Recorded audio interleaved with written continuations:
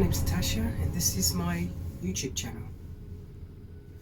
So I wanted to do a video just to sort of document my journey onto hormones and some of the hurdles I've had to overcome, which may be of use to people.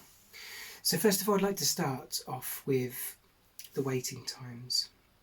So when I first registered with the doctor, because the first step you need to do is go to your doctor and ask to be referred when you decide you want to get onto hormones.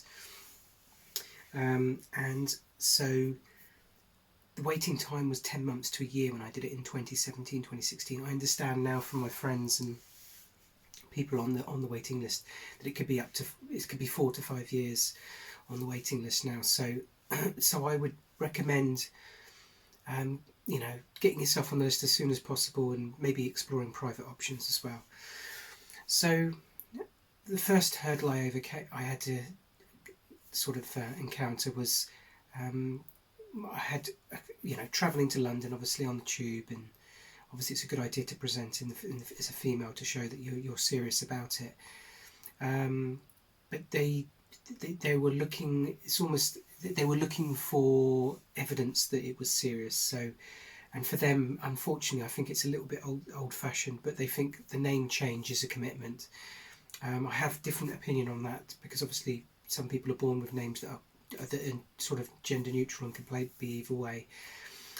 So I was uncomfortable changing my name because I didn't want to change my name legally.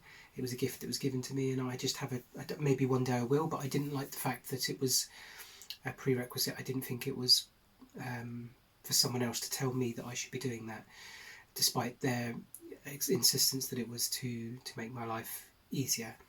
I think it was possibly to make their life easier. So they refused to put me on hormones for 2 years. I was put on finasteride, which is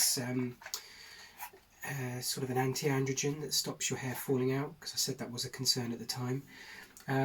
5 milligrams, 1 tablet a day.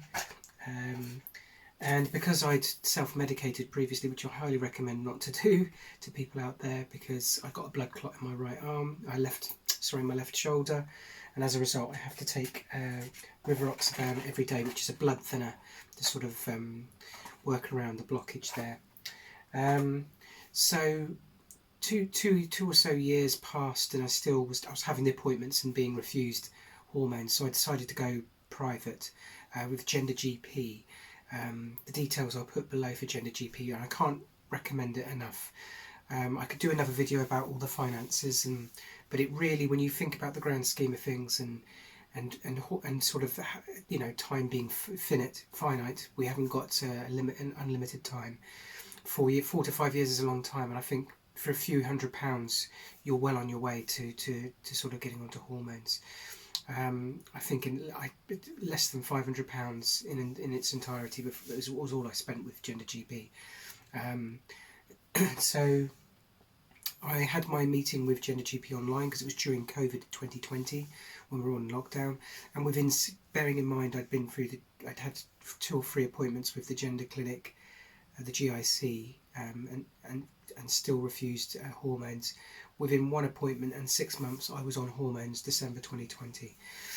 So they're more customer focused, whereas obviously the NHS are being very cautious because they think of it as a health thing rather than as a something to help you as a customer.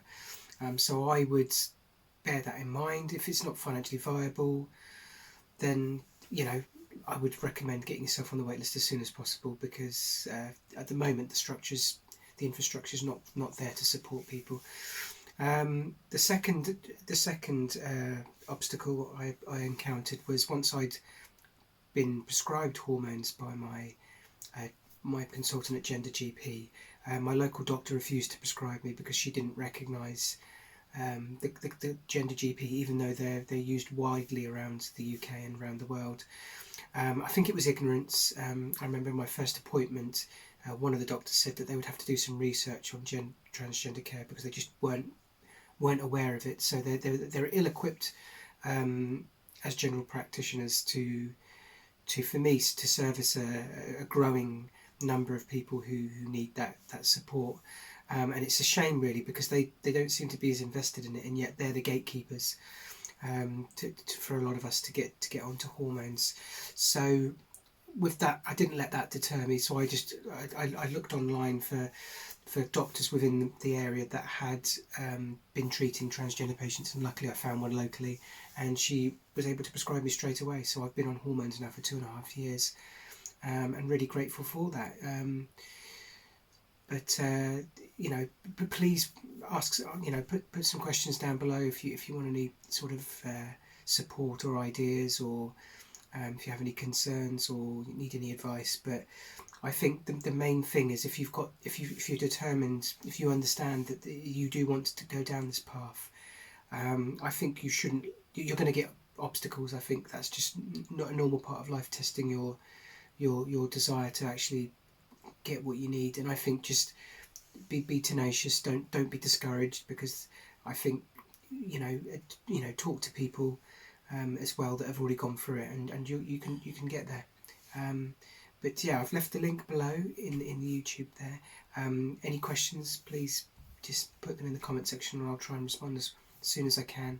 And I look forward to speaking again on some more videos that might be a bit more informative.